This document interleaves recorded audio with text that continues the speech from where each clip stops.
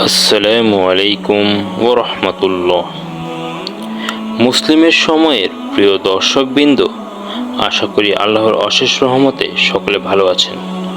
আমি ইয়ার সাগর হাওলাদার আজ আপনাদের কাছে উপস্থাপন করব হাদিসের গল্প ও শিক্ষা বিশেষ পাঠ পর্ব 10। আজকের আলোচ্য গল্প কাবা যেভাবে গড়ে উঠল। আউযু বিল্লাহি মিনাশ শাইতানির রাজিম। বিসমিল্লাহির রহমানির রহিম। হযরত ইবনে আব্বাস রাদিয়াল্লাহু তাআলা আনহু এর বরাতে এই হাদিসটির বর্ণনা আছে। তিনি নবী সাল্লাল্লাহু আলাইহি সাল্লামের কাছে নিচের ঘটনাটি শুনেছেন। নারী জাতি প্রথম কোমরবন্ধ বানানো শিখেছে ইসমাইল আলাইহিস সালামের মায়ের কাছ থেকে।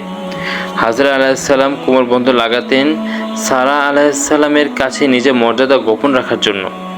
হাজরা আলাইহিস সালাম শিশু সন্তান ইসমাইল আলাইহিস সালামকে দুধ পান করানোর সময়ে হযরত ইব্রাহিম আলাইহিস সালাম তাদের নিয়ে বের হলেন।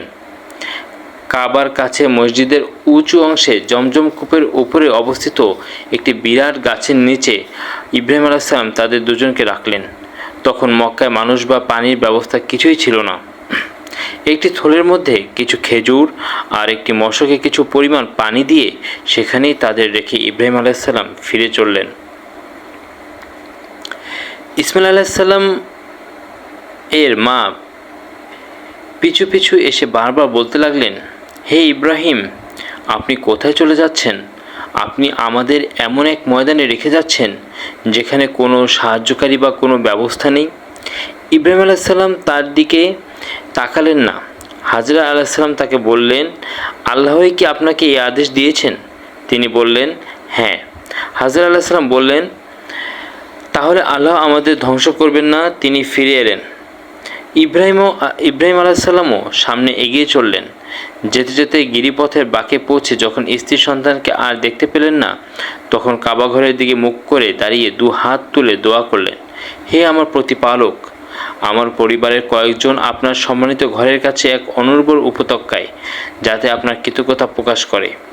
ইসমাইলের মা ইসমাইলকে স্তন্যের দুধ পান করাতেন আর নিজে ওই মশক থেকে পানি খেতেন। মশকের পানি একসময় ফুরিয়ে গেল। তিনি আর তার শিশুপুত্র তৃষ্ণায় কাতর হয়ে পড়ল।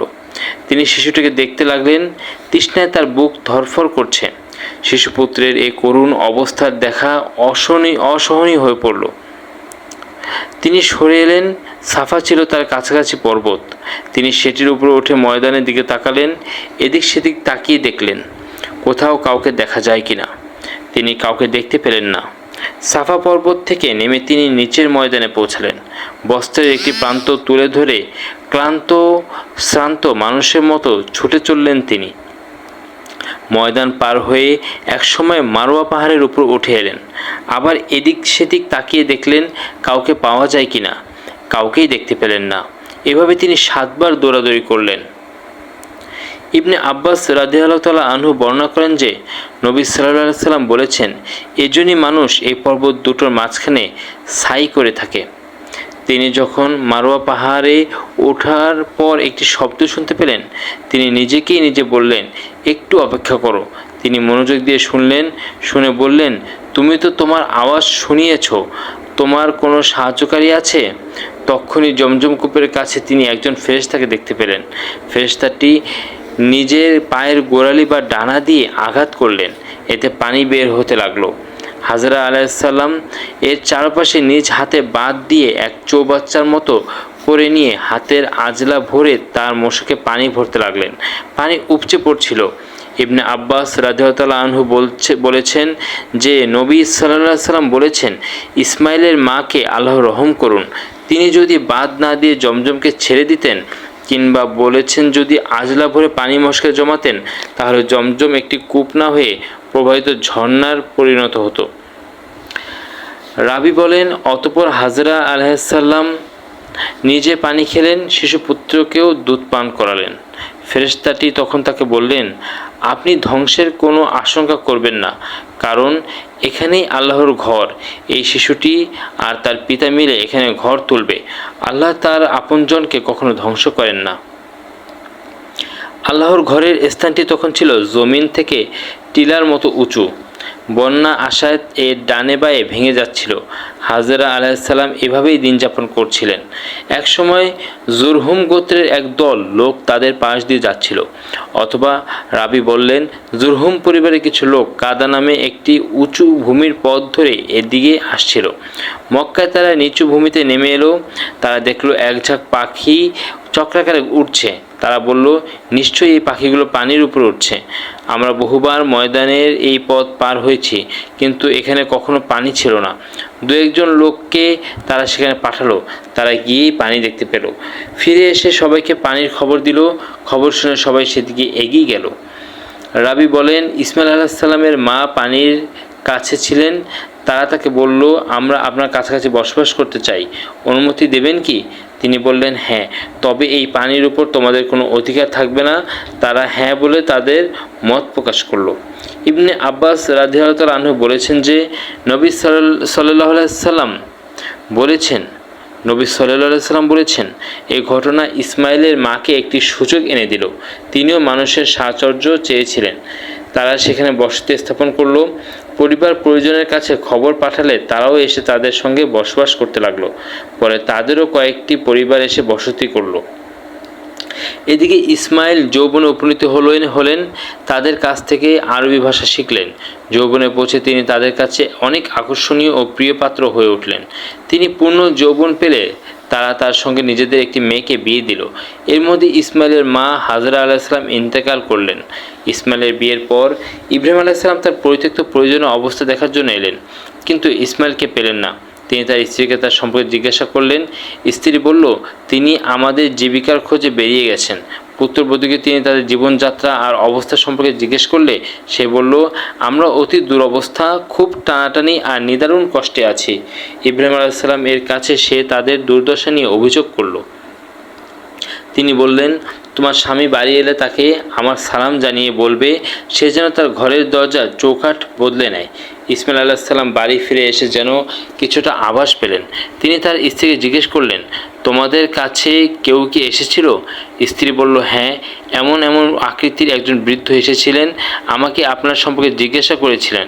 আমি তাকে আপনার খবর দিয়েছি। তিনি আমাদের জীবনযাত্রা সম্পর্কে জিজ্ঞাসা করলেন। আমি জানালাম আমরা খুব কষ্টে আর অভাবে আছি। ইসমাইল আলাইহিসসালাম জিজ্ঞেস করলেন, তিনি কি তোমাকে কোনো নসিহত করেছেন? স্ত্রী বলল, হ্যাঁ, তিনি আমাকে নির্দেশ দিয়েছেন আমি যেন আপনাকে তার সালাম পৌঁছাই। তিনি আরও বলেছেন যেন আপনি ঘরের দরজার চৌকাঠ বদলে ফেলেন। ইসমাইল আলাইহিসসালাম বললেন, তিনি আমার বাবা। এই কথার মাধ্যমে তিনি আমাকে নির্দেশ দিয়ে গেছেন যেন আমি তোমাকে আলাদা করে দিই। কাজেই তুমি তোমার নিজের লোকজনের কাছে চলে যাও। এই বলে ইসমাইল আলাইহিসসালাম তাকে তালাক দিয়ে দিলেন। এরপর ওই লোকদের মধ্যে থেকে আরেকটি মেয়েকে বিয়ে করলেন। আল্লাহ যতদিন চাইলেন ইব্রাহিম আলাইহিসসালাম এদের থেকে দূরে রইলেন। এরপর তিনি আবার তাদের দেখতে এলেন। এবারও তিনি ইসমাইল আলাইহিসসালামের দেখা পেলেন না। পুত্রবধূর কাছে এসে তিনি তাকে ইসমাইল আলাইহিসসালাম সম্পর্কে জিজ্ঞাসা করলেন। সে বলল, তিনি আমাদের খাবারের খোঁজে বেরিয়ে গেছেন। ইব্রাহিম আলাইহিসসালাম জিজ্ঞেস করলেন, তোমরা কেমন আছো? তিনি তাদের জীবনযাপন ও অবস্থা সম্পর্কে জানতে চাইলেন। সে বলল, আমরা ভালো ও সচ্ছল অবস্থায় আছি। সে আল্লাহর প্রশংসাও করল। ইব্রাহিম আলাইহিসসালাম জিজ্ঞেস করলেন, তোমাদের প্রধান খাদ্য কী? সে বলল, গোশত। তিনি আবার জানতে চাইলেন, তোমাদের পানীয় কী? সে বলল, পানি। ইব্রাহিম আলাইহিসসালাম দোয়া করে বললেন, হে আল্লাহ, তাদের গোশত ও পানিতে বরকত দিন। নবী সাল্লাল্লাহু আলাইহি সাল্লাম বলেন, ওই সময় তাদের সেখানে খাদ্যশস্য উৎপাদন হতো না। যদি হতো তাহলে ইব্রাহিম আলাইহিসসালাম সে বিষয়েও তাদের জন্য দোয়া করতেন। বর্ণনাকারী বলেন, মক্কা ছাড়া আর কোথাও কেউ শুধু গোশত ও পানি দিয়ে জীবন ধারণ করতে পারে না, কেননা শুধু গোশত ও পানি জীবনযাপনের অনুকূল হতে পারে না।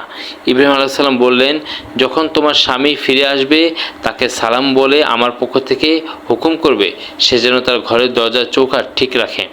ইসমাইল আলাইহিসসালাম যখন ফিরে এসে বললেন, তোমাদের কাছে কি কেউ এসেছিলেন?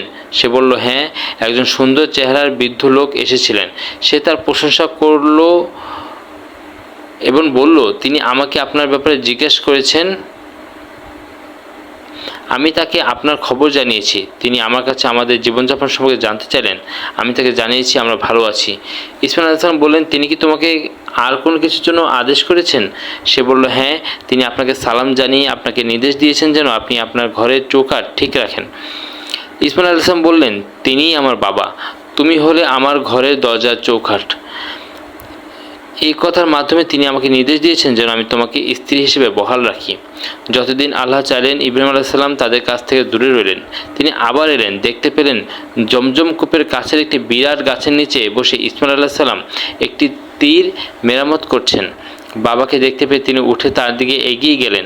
বাবার সঙ্গে ছেলের সাক্ষাৎ হলে যেমন হয়ে থাকে তারা তাই করলেন।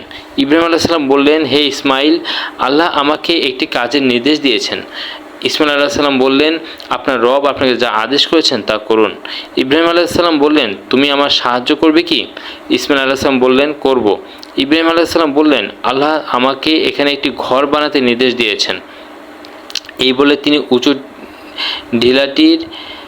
উঁচু টিলাটির দিকে ইশারা করলেন। সেটির চারপাশে ঘেরাও দিয়ে তখনই তারা দুজন মিলে কাবার দেওয়াল তুলতে লেগে গেলেন। ইসমাইল আলাইহিস সালাম পাথর আনতে আর ইব্রাহিম আলাইহিস সালাম ইসমাইল আলাইহিস সালাম পাথর আনতেন আর ইব্রাহিম আলাইহিস সালাম নির্মাণ করতেন। দেওয়াল যখন উঁচু হয়ে উঠল তখন ইসমাইল আলাইহিস সালাম মাকামে ইব্রাহিম নামে খ্যাত পাথরটি এনে ইব্রাহিম আলাইহিস সালামের জন্য যথাস্থানে রাখলেন। ইব্রাহিম আলাইহিস সালাম তার উপর দাঁড়িয়ে নির্মাণ কাজ করতে লাগলেন। ইসমাইল আলাইহিস সালাম ও তাকে পাথর যোগান দিতে থাকলেন। তারা দুজনই এই দোয়া করতে থাকলেন, হে আমাদের রব, আমাদের কাছ থেকে কবুল করুন, নিশ্চয়ই আপনি সব কিছু শোনেন ও জানেন। তারা উভয়ে আবার কাবাঘর তৈরি করতে লাগলেন। তারা দুজনেই এই দোয়া করতে থাকলেন, হে আমাদের রব, আমাদের কাছ থেকে কবুল করুন, নিশ্চয়ই আপনি সব কিছু শোনেন ও জানেন। তারা উভয়ে আবার কাবাঘর তৈরি করতে লাগলেন এবং কাবাঘরের চারিদিকে ঘুরে ঘুরে এই দোয়া করতে থাকলেন, হে আমাদের রব, আমাদের থেকে কবুল করে নিন, নিশ্চয়ই আপনি সব কিছু শোনেন ও জানেন। সূরা আল বাকারা আয়াত 127। আর রেফারেন্স সহিহ বুখারী হাদিস 3364। আজ আমরা হাদিসের যে গল্পটি শুনলাম তা উল্লেখ আছে সহিহ বুখারী হাদিস 3364। আলহামদুলিল্লাহ, আজ আমরা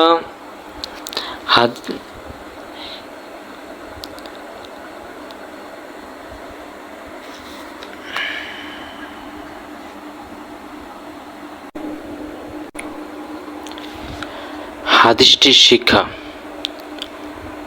এই হাদিসের গল্পটি হতে আমরা যা শিক্ষা অর্জন করতে পারি তা হলো আল্লাহর আদেশের প্রতি পূর্ণ আনুগত্য। প্রকৃত ঈমান মানে আল্লাহর আদেশে পূর্ণ বিশ্বাস ও অনুগত থাকা, তাওয়াক্কুল ও আল্লাহর প্রতি ভরসা। কঠিন পরিস্থিতিতেও মুমিনের ভরসা কেবল আল্লাহ। কঠিন পরিস্থিতিতেও মুমিনের ভরসা কেবল আল্লাহ। শিক্ষা। কঠিন পরিস্থিতিতেও মুমিনের ভরসা কেবল আল্লাহ। নারীর ধৈর্য, চেষ্টা ও আল্লাহর রহমতের নিদর্শন। ধৈর্য ও পরিশ্রমের পরেই আল্লাহর রহমত আসে, যেমন জমজমের পানি। হাজরা আলাইহিস সালামের স্মৃতির ইবাদত। হাজরা আলাইহিস সালামের তাওয়াক্কুল ও চেষ্টা আজও ইবাদতের অংশ। আল্লাহর রহমত সীমাহীন। কোনো ছোট কাজই তার নিকটে তুচ্ছ নয়। দুনিয়া ও আখিরাতে বরকতের দোয়া। দুনিয়া ও আখিরাতের অকল্যাণ কামনা করা সুন্নাহ। দুনিয়া ও আখিরাতের কল্যাণ কামনা করা সুন্নাহ। সন্তান শিক্ষায় পিতার ভূমিকা। সন্তানকে নৈতিক, সামাজিক ও পারিবারিকভাবে গড়ে তোলা পিতার দায়িত্ব। কাবা নির্মাণ তাওহীদের প্রতীক। ইসলাম তাওহীদের ভিত্তিতে প্রতিষ্ঠিত। ইবাদতের পর বিনয় ও দোয়া। বড় কাজ করার পরেও আত্মগর্ব নয়, বিনয় ও দোয়া থাকা উচিত। আল্লাহর পরিকল্পনাই সাফল্য। আল্লাহর উপর নির্ভরতা ও ধৈর্যই সাফল্যের চাবিকাঠি। আলহামদুলিল্লাহ, আজ আমরা হাদিসের গল্প ও শিক্ষা বিশেষ পাঠ পর্ব 10 আপনাদের কাছে উপস্থাপন করলাম।